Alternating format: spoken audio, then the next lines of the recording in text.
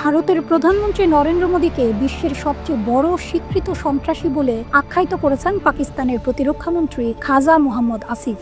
বিশ্বে সন্ত্রাসবাদ ছড়ানোর জন্য ভারতকে দায়ী করেছেন তিনি বলেছেন, তারা সন্ত্রাসবাদকে বিশ্বের বিভিন্ন স্থানে নিয়ে গেছে। কানাডার মতো দেশেও ভারত সন্ত্রাসী কার্যক্রমে জড়িত বলে মন্তব্য করেছেন তিনি। মঙ্গলবার 13ই মে এই তথ্য জানিয়েছে পাকিস্তানের সংবাদ মাধ্যম দ্য ডন।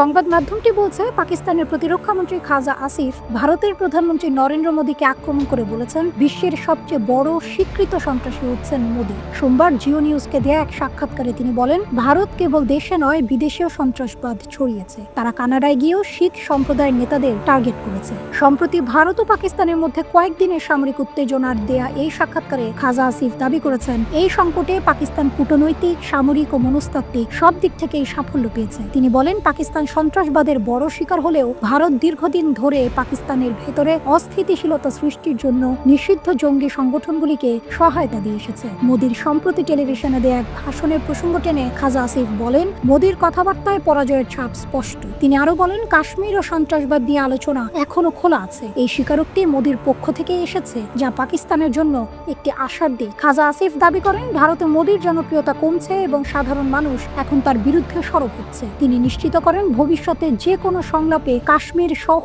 সব মৌলিক ইস্যু তুলবে পাকিস্তান।